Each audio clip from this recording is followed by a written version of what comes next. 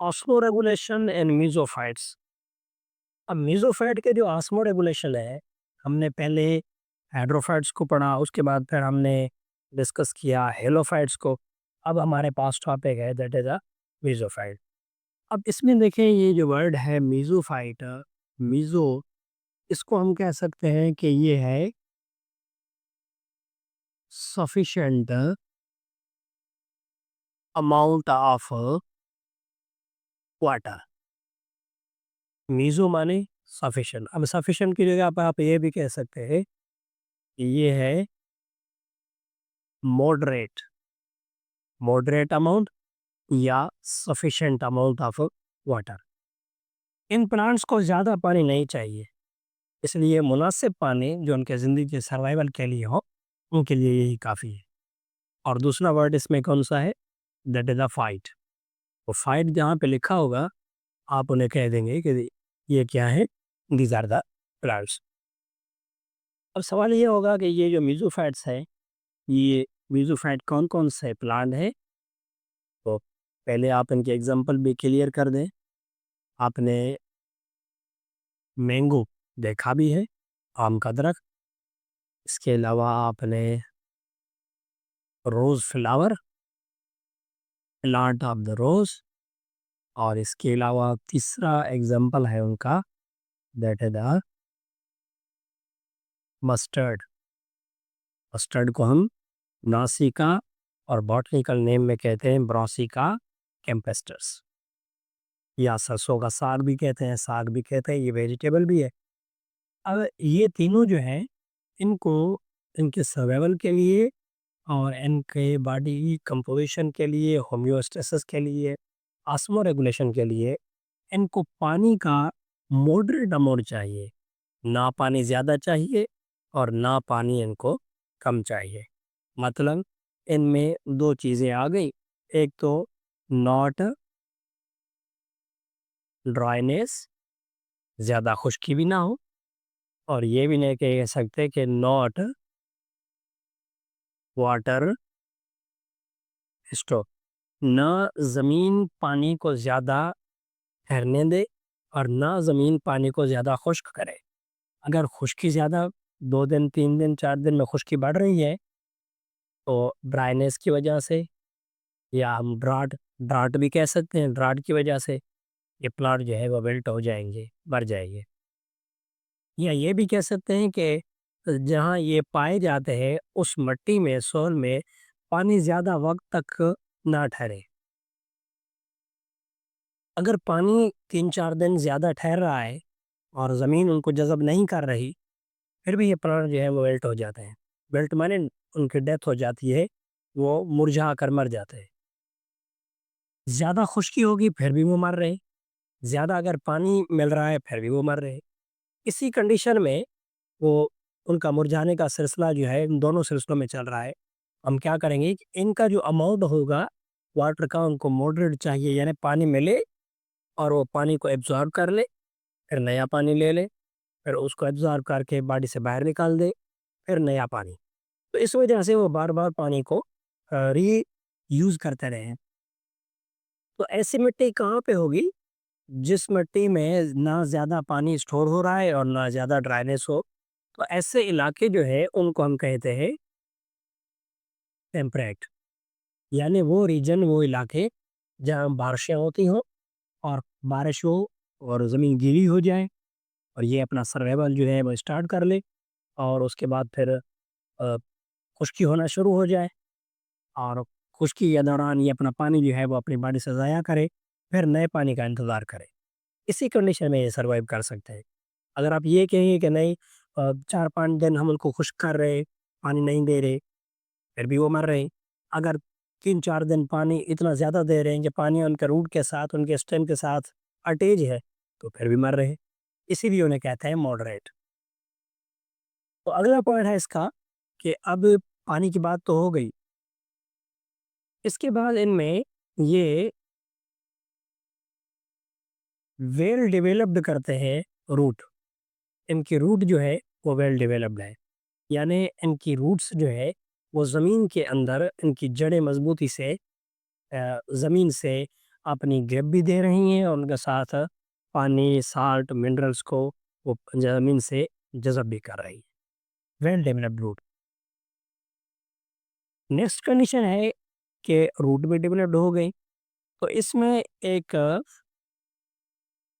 Developed layer भी है जिसे कहते हैं क्यूटिकल लेयर। ये क्यूटिकल लेयर या प्लांट के ऊपर हो सकती है या प्लांट के लीव्स के ऊपर। तो आपको पता है कि क्यूटिकल लेयर हम उस लेयर को कहते हैं जो to prevent the loss of water, जो पानी को लॉस करने से रोके। ये बात मैंने आपको हाइड्रोफाइट में बताई थी कि हाइड्रोफाइट वाले प्लांट में ये क्यूटिकल लेयर नहीं होती, क्योंकि उस वक्त उनको पानी की ज़्यादा ज़रूरत होती है और टू मच पानी एब्जॉर्ब भी करते हैं और टू मच वाटर को वो ट्रांसपिरेशन के थ्रू लॉस भी करते हैं। उनमें क्यूटिकल लेयर अगर होती तो वो ट्रांसपिरेशन ज़्यादा ना करते। तो इनके अंदर ये क्यूटिकल लेयर लीव के ऊपर मौजूद है। ये क्यूटिकल लेयर जब ये प्लांट महसूस करते हैं कि पानी की कमी हो रही है, यानी ड्रॉट कंडीशन बढ़ रही है, तो इसी कंडीशन में ये पानी को प्रिवेंट करेंगे, रोकेंगे, क्यूटिकल लेयर को बंद कर देंगे, स्टोमेटा की वर्किंग एक्टिविटी को रिड्यूस कर देंगे, ताकि पानी जो है इनकी बॉडी से ज़्यादा ज़ाया ना हो और ये 2, 3, 4 दिन ज़्यादा सर्वाइव कर सके। इसके बाद इनमें एक फंक्शन होता है जिसे हम कहते हैं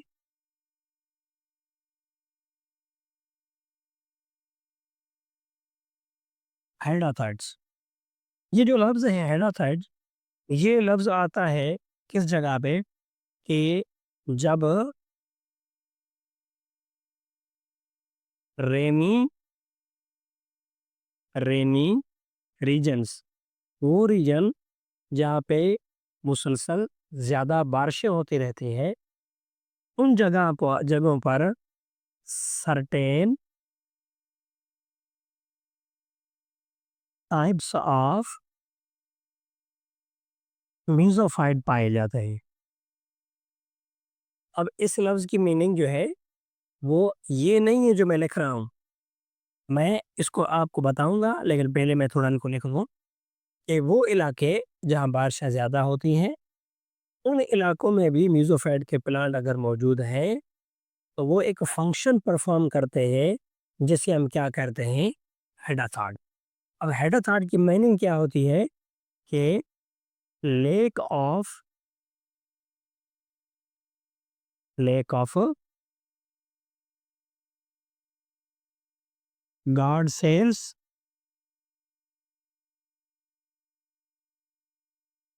around the around the stoma,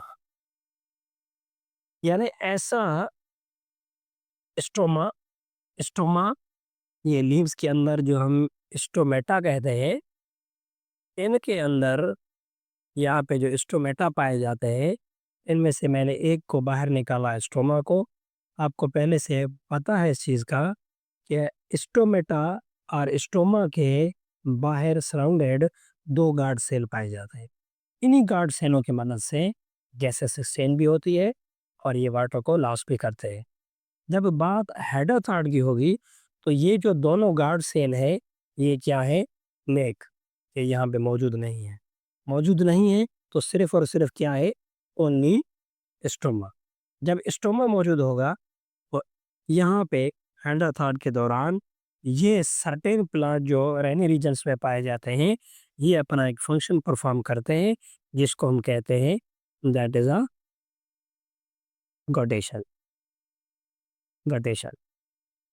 अब हाइड्रोथायरॉइड में गार्ड सेल मौजूद नहीं है, लेकिन प्रोसेस ऑफ गटेशन हो रहा है। गटेशन हम उसको कहते हैं कि लॉस ऑफ वाटर, पानी का प्लांट की बॉडी से बाहर जाना in the form of droplets. जब गार्ड सेल नहीं होंगे तो यहाँ से जो पानी बाहर आएगा वो इन कतरों की फॉर्म में बाहर आएगा। तो हेडाथॉट क्या है? ऐसा मैकेनिज्म, ऐसा प्रोसेस जिसमें गार्ड सेल मौजूद ना हो, स्टोमा के इर्द-गिर्द गार्ड सेल एब्सेंट है और डायरेक्ट स्टोमा और स्टोमेटा पानी यहाँ से लॉस करेंगे। वही पानी जो है किस फॉर्म में लॉस होगा? ड्रॉपलेट फॉर्म में। जब पानी ड्रॉपलेट फॉर्म में लॉस होगा तो प्रोसेस का नाम क्या होगा? गटेशन। और हम कहेंगे कि ये ड्रॉपलेट फॉर्म में क्यों लॉस हो रहा है? उसकी वजह यही है कि ये दोनों गार्ड सेल एब्सेंट है। इस एब्सेंस और लैक ऑफ गार्ड सेल की वजह से हम उन्हें कहते हैं हेडाथॉट। और अगर ये पानी लॉस हो रहा है in the form of water vapour, water vapour, अगर ये कह दें कि loss of water in the form of the water vapour, तो हम कहेंगे कि ये फिर हेडाथॉट नहीं होगा। इस प्रोसेस को हम क्या कहेंगे? That is a transpiration. तो ट्रांसपैरेशन में पानी प्लांट की बॉडी से लॉस होगा वेपर फॉर्म में, और अगर पानी लॉस हो रहा है ड्रॉपलेट फॉर्म में, कतरों के फॉर्म में, पानी के कतरों के फॉर्म में, तो नेम होगा कि ये है गटेशन प्रोसेस।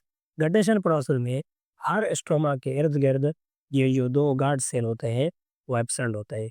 अगर ट्रांसपायरेशन की बात करेंगे तो फिर ये गार्ड सेल जो है वो एब्सेंट नहीं होंगे, गार्ड सेल मौजूद होंगे, उसी की वजह से पानी वेपर फॉर्म में ये लॉस करते जाएंगे। इसी तरीके के साथ ये प्लांट अपने ऑस्मो रेगुलेशन मैकेनिज्म को रूटीन वाइज मैनेज करने की सलाहियत रखते हैं।